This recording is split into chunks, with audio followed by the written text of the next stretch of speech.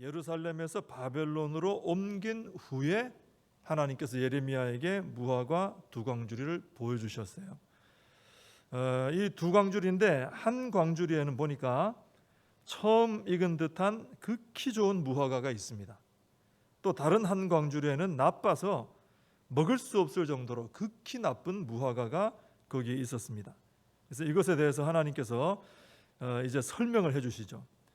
5절에 보면은 먼저 좋은 무화과에 대해서 설명하시는데, 내가 이곳에서 옮겨 갈대아인, 이 바벨론 땅을 말합니다. 갈대아인의 땅에 이르게 한 유다 포로를 내가 이 좋은 무화과 같이 잘 돌볼 것이라. 바벨론 땅 그러셨어요.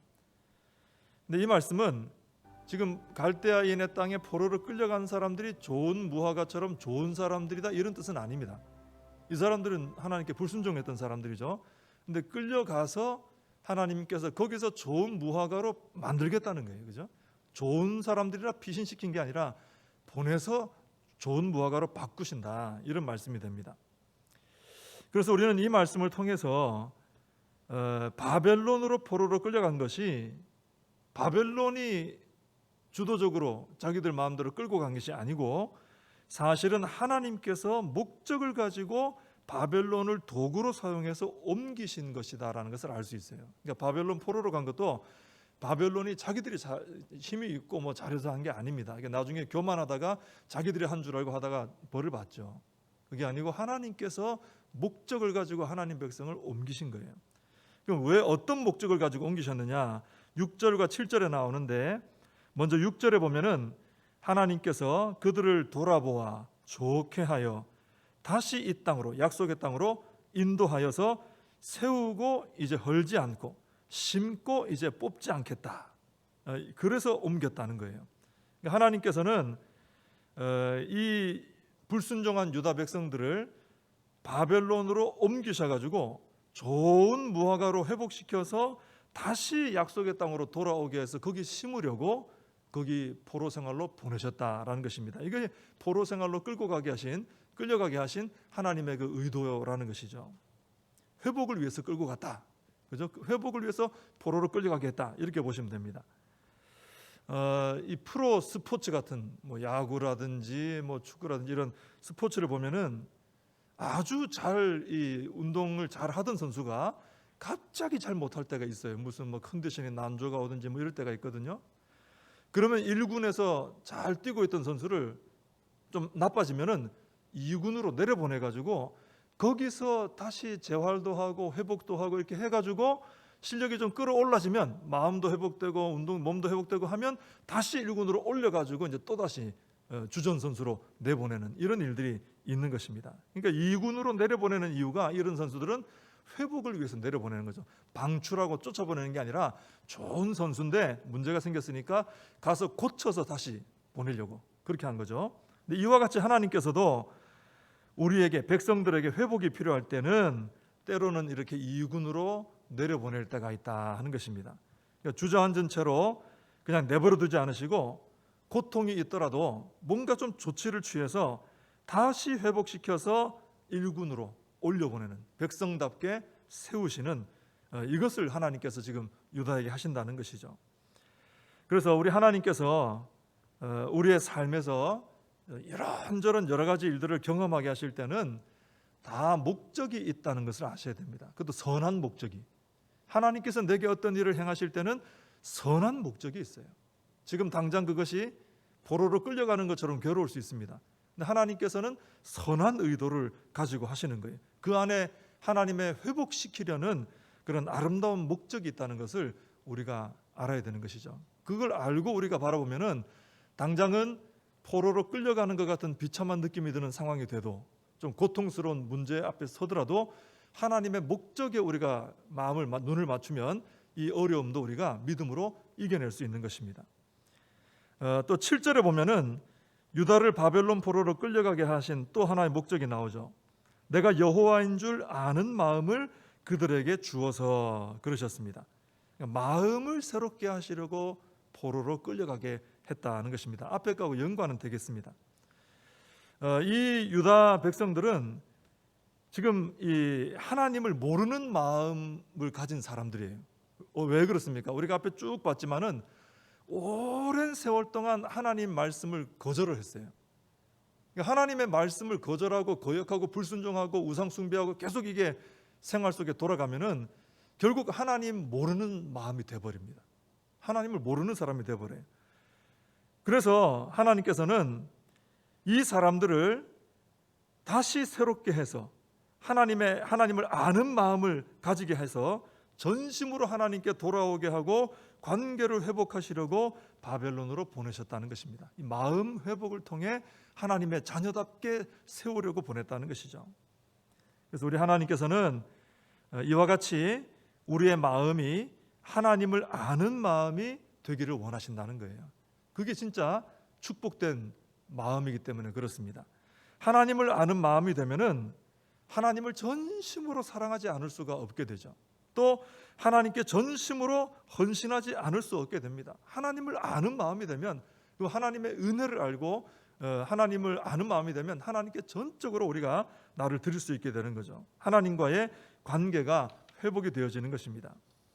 그리고 하나님께서 보면 우리 예레미야서도 앞에도 종종 나왔습니다마는 유다 백성들이 우상 숭배했다는 거하고 거의 동급으로 다루는 죄가 뭐였냐면은 연약한 이웃을 함부로 대하고 억압했다는 거, 이걸 자꾸 지적하셨어요. 그 구약에 자주 나옵니다. 하나님 앞에 우상 숭배하고 불순종한 거하고 동급으로 막 자주 다루고 동급으로 무서운 죄로 다루세요. 그걸 여러 번 지적하셨는데, 하나님을 아는 마음이 되면요, 첫째는 하나님과의 관계 회복되잖아요. 앞에 말씀드린 것처럼. 두 번째는 이웃을 향해서도 하나님의 마음으로 대하는 사람으로 회복이 된다는 겁니다. 하나님을 아는 마음이 되면 이렇게 하나님과의 관계도 회복되어지고, 그리고 모든 사람들과의 관계도 회복되어져서 하나님의 백성다운 모습으로 살아가게 된다는 것입니다. 그래서 우리도 이 유다 백성들처럼 하나님의 은혜가 임해서 하나님을 아는 마음으로 충만한 마음이 되어야 될 줄로 믿습니다. 그렇게 되면 하나님과 항상 좋은 관계 맺을 수 있고, 그리고 이웃과도 우리 지체들과도 항상 좋은 관계 회복되어질 수 있고 온전한 하나님의 자녀로 살아가게 될 줄로 믿습니다. 8절 이하에 보면은 이제 두 번째 무화과가 남았죠. 첫 번째 무화과는 방금까지 설명했고요. 먹을 수 없을 정도로 나쁜 무화과가 나옵니다. 거기에 대한 설명이죠.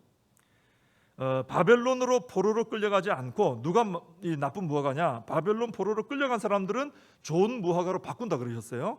근데 끌려가지 않고 예루살렘에 남아있는 자와 애굽 땅으로 이주해서 사는 자들이 나빠서 먹을 수 없는 무화과다, 이렇게 말씀하십니다. 이 사람들은 그래서 흩어져서 환난당하고 부끄러움과 조롱과 저주를 받을 것이다, 또 칼과 기근과 전염병으로 멸절할 것이다, 이렇게 하나님께서 말씀을 하십니다. 그럼 이들의 잘못은 뭐냐? 자, 포로로 끌려간 사람들은 회복하시는데 왜 남은 사람과 애굽으로 간 사람들은 왜 비슷해 보이는데 이렇게 다르게 대하시느냐? 왜냐하면은 하나님께서는 예레미야를 통해서 바벨론에 항복하라 하셨어요. 그게 하나님 뜻이었습니다. 근데 이 사람들은 그 말씀을 거부하고 자기들의 힘으로 살 길을 찾은 사람들이에요. 바벨론에 항복하지 않고, 항복하고 끌려가야 되는데 이 사람들은 그걸 거절한 것입니다. 그래서 이 사람들이 예루살렘에 남기도 하고 또 애굽 의지하고 애굽으로 가기도 하고 그렇게 했던 것이죠. 이 사람들이 이렇게 한 이유는 여전히 자신들의 죄를 인정하지 않기 때문에 그런 거예요. 내가 뭘 잘못했다고 바벨론한테 항복을 해, 이런 마음이 있는 거죠.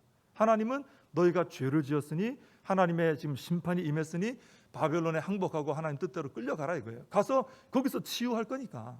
근데 이 사람들은 우리 잘못한 거 없습니다. 우린 바벨론한테 항복 못합니다. 우린 여기 그냥 있을 겁니다. 또 우린 애굽으로 가서 애굽하고 힘을 합칠 겁니다. 자기 고집대로 해버린 것이죠. 이런 태도를 가졌기 때문에 하나님께서 지금 이렇게 이 사람들은 나쁜 무화과다 하시는 것입니다. 여러분, 하나님의 말씀 앞에 자신을 비춰보고 자신을 성찰하고 그래야 되잖아요. 그죠? 하나님 말씀이 임하면 그 말씀을 잘 듣고 그 말씀이 뜻하는 대로, 내 원과 다를지라도 그 말씀이 뜻하는 대로 우리가 헌신하고 순종하고 따라가야 되거든요. 나를 먼저 살펴보면서. 근데 이런 식으로 이 사람들처럼 계속 다른 사람에게서 문제를 발견하고 외부에서 문제를 발견하고 그것을 지적하고 나는 괜찮으니 너나 고쳐라, 이 사람들이 그런 태도거든요. 이런 사람은 결국 나쁜 무화과가 되어서, 그러니까 고쳐질 수가 없는 거죠. 하나님 뜻대로 바벨론으로 항복하고 끌려가면 거기서 고쳐져서 온단 말이에요. 근데 그걸 거절하니까 나쁜 무화과가 돼서 부끄러운 결과를 맞이하게 된다는 겁니다. 변화를 경험하지 못하고 회복이 경험되지 않는다라는 것이죠. 그래서 우리는 항상 하나님의 말씀 앞에 겸손히 엎드려서 먼저 그 말씀으로 나 자신부터 돌아보는 훈련을 자꾸 해야 될 줄로 믿습니다. 나를 돌아보면 돼요. 남의 눈에 든 티끌 자꾸 보려고 하지 말고 내 눈에 든 들보부터 봐야 됩니다. 그죠? 하나님께서 원하는 게 그겁니다.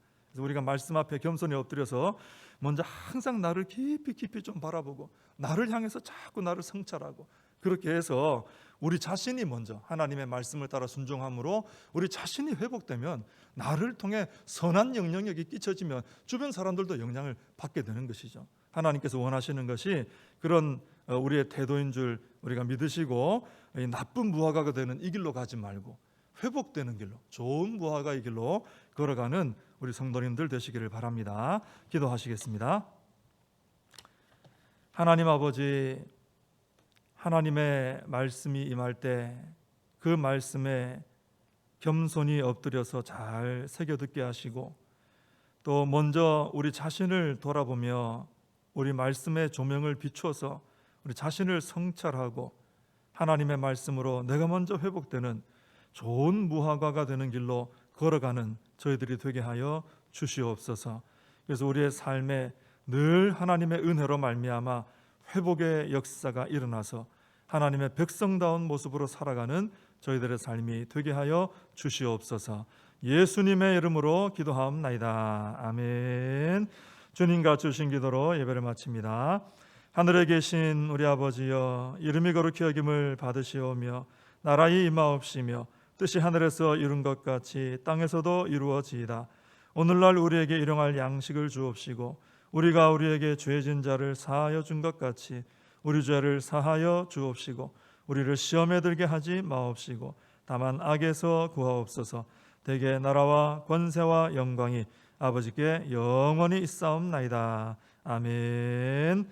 오늘 말씀 붙들고 함께 기도하시고 이 나라 민족을 위해서 기도하시며 코로나 사태가 속히 해결될 수 있도록 간절히 기도해 주시고, 교회와 우리 다음 세대와 또 우리 자신의 사명을 붙들고 함께 기도하겠습니다.